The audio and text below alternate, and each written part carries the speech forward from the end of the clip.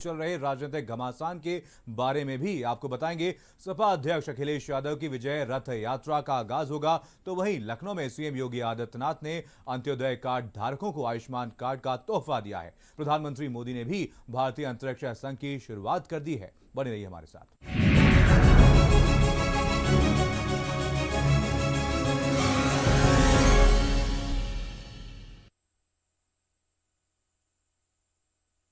देश में कोयले का संकट गहराता जा रहा है। कोयले के संकट गहराने का असर सीधा सीधा बिजली के उत्पादन पर पड़ेगा, क्योंकि देश में ज्यादातर बिजली का उत्पादन कोयले से ही होता है।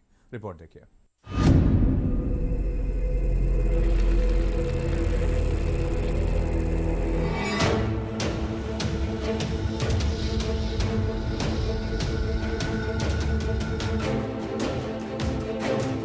क्या देश में आने वाला है बिजली संकट? देश में कोयले की हो रही भारी किल्लत। केंद्र की रिपोर्ट में कोयले का स्टॉक कम। कोयले से ही बनती है ज्यादातर बिजली। कोयले की कमी पर सरकार की नजर।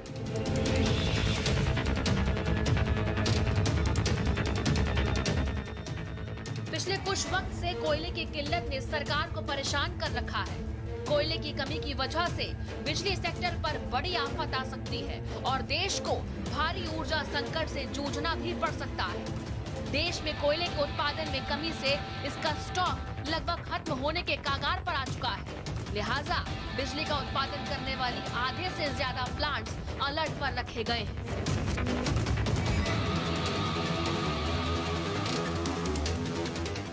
देश में कोयले से बिजली उत्पादन क्षमता 203 गीगावाट। हमारी 70% बिजली भी कोयले से ही पैदा होती है। अगले कुछ सालों में देश में बिजली की मांग काफी बढ़ने वाली है। केंद्रीय मंत्रालय इस वक्त कोल इंडिया और एनटीपीसी के साथ मिलकर कोयला खदानों का उत्पादन बढ़ाने के उपायों पर भी विचार कर रहे हैं। फिलहाल कोयला खनन कंपनियां उन्हीं कंपनियों को पहले कोयला देने वाली हैं, जिन्होंने बकाया का भुगतान कर दिया है। कोयले की कमी होने के 4 मेन कारण हैं। अर्थव्यवस्था में सुधार आते ही बिजली की मांग काफी बढ़ गई है। सितंबर में कोयला खदानों पर ज्यादा बारिश होने से कोयलों का उत्पादन भी प्रभावित हुआ है। विदेशों से आने वाले कोयले की कीमत काफी बढ़ गई है और मानसून की शुरुआत से पहले कोयले का स्टॉक न करना ही देश को भारी पड़ गया है।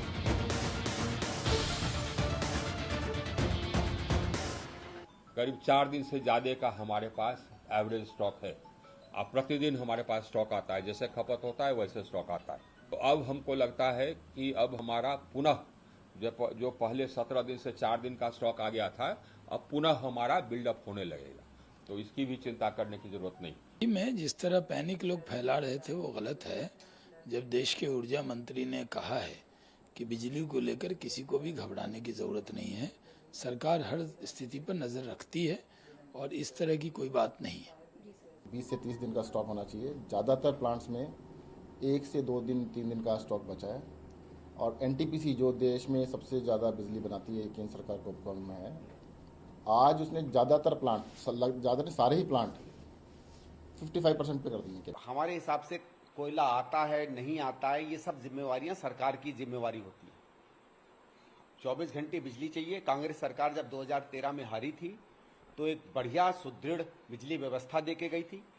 80-90 हजार करोड़ से ऊपर का इस समय घाटा है जो बकाया चल रहा है दिल्ली की बिजली कंपनियों का। और ये जो एक स्थिति ऐसी आ गई है कि आने वाले समय में दिल्ली किस हालत में जाएगी कुछ नहीं पता। रायबरेली के ऊंचाहार में बिजली उत्पादन के लिए अग्रणी माने जाने वाली एनटीपीसी संयंत्र पर कोयले का संकट गहराता जा रहा है। हालांकि बिजली की मांग कम होने पर कुछ इकाई को उनकी उत्पादन क्षमता से आधे भार पर चलाया भी जा रहा है। हालांकि प्रबंधन के उठाए जा रहे कदमों से संकट के बादल छटते दिखाई दे रहे हैं।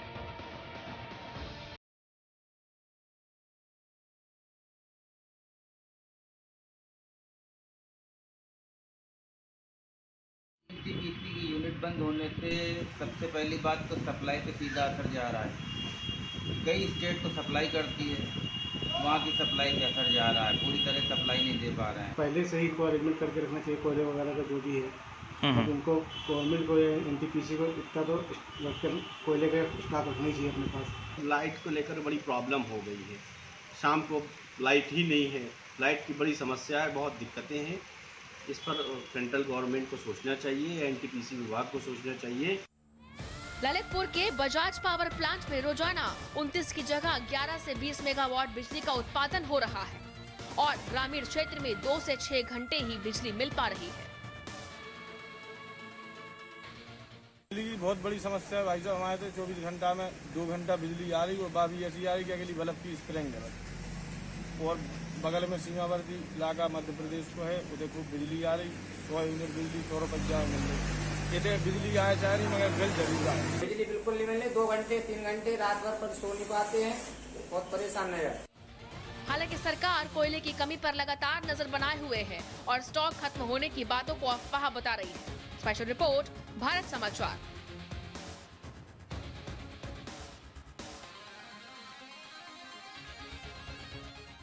उत्तर प्रदेश में आगामी विधानसभा चुनाव को लेकर के भारतीय जनता पार्टी ने अपनी तैयारियां शुरू कर दी हैं। अगले 100 दिनों में पार्टी किस तरह से चुनावी अभियान को आगे बढ़ाएगी, इसको लेकर के उत्तर प्रदेश के नेताओं के साथ बीजेपी अध्यक्ष जेपी नड्डा ने बैठक की। देखिए रिपोर्ट। बीजेपी की मिशन 2022 की तैयारी। दिल्ली में बीजेपी नेताओं की बड़ी बैठक। पार्टी अध्यक्ष जेपी नड्डा ने लगाई क्लास। अगले 100 दिनों की तैयारी पर चर्चा। चुनावी अभियान की रणनीति पर बात। बीजेपी ने तैयार किया विजय प्लान। उत्तर प्रदेश में आगामी विधानसभा चुनाव को लेकर भारतीय जनता पार्टी ने अपनी तैयारी शुरू कर दी है। यूपी की गद्दी पर जीत के लिए अब लखनऊ से लेकर दिल्ली तक मंथन हो रहा है। वहीं दिल्ली में विजय की रणनीति बनाई जा रही है और बीजेपी अध्यक्ष जेपी नड्डा के आवास पर यूपी के विजय यात्रा की रणनीति बनाई गई है। अगले 100 दिनों में पार्टी किस तरह से चुनावी अभियान को आगे बढ़ाएगी, इसको लेकर उत्तर प्रदेश के नेताओं के साथ बीजेपी अध्यक्ष जेपी नड्डा ने बैठक की और बीजेपी के संगठन मंत्री बीएल संतोष भी इस बैठक में शामिल हुए। बैठक में 100 दिन के 100 प्रोग्राम का एजेंडा यहां पर लगभग तय हो चुका है। बैठक में आने वाले दिनों में जाति मोर्चा का सम्मेलन, पन्ना प्रमुख सम्मेलन, केंद्र और राज्य की योजनाओं से लाभान्वित लोगों से डोर टू डोर कैंपेन पर भी चर्चा हुई है। तो कहीं ना कहीं उत्तर प्रदेश चुनाव को लेकर इस कार्यालय में एक महत्वपूर्ण बैठक हुई है।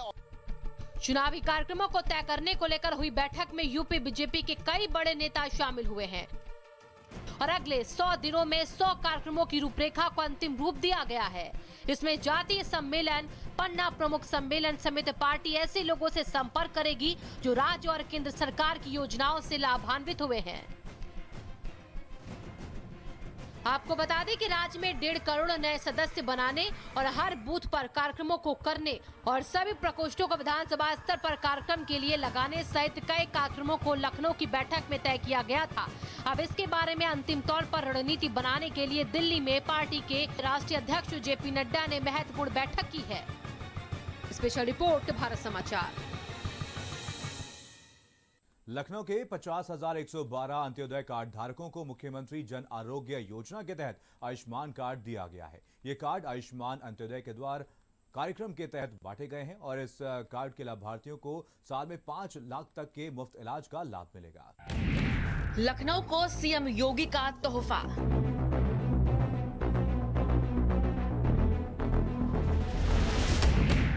अंत्योदय कार्ड धारकों को मुफ्त इलाज।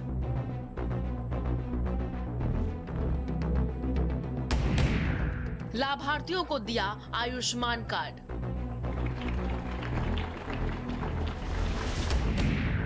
लाभार्थियों को दिया आयुष्मान कार्ड।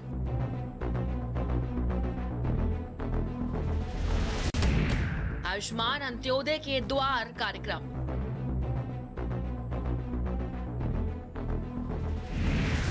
$5 लाख के मुफ्त इलाज का लाभ।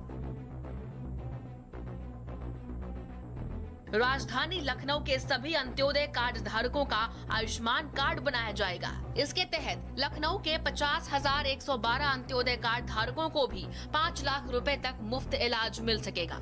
अंत्योदय कार्ड धारकों को मुख्यमंत्री जन आरोग्य अभियान से जोड़ा गया है और सीएम योगी ने आयुष्मान अंत्योदय के द्वार कार्यक्रम के जरिए अंत्योदय लाभार्थियों को आयुष्मान कार्ड दिए। इसके लिए जिले के सभी 8 ब्लॉक में कार्यक्रम आयोजित कर जनप्रतिनिधियों के माध्यम से 125 से 200 कार्ड बांटे जाएंगे और पूरे प्रदेश में 1 लाख कार्ड बांटे जाएंगे।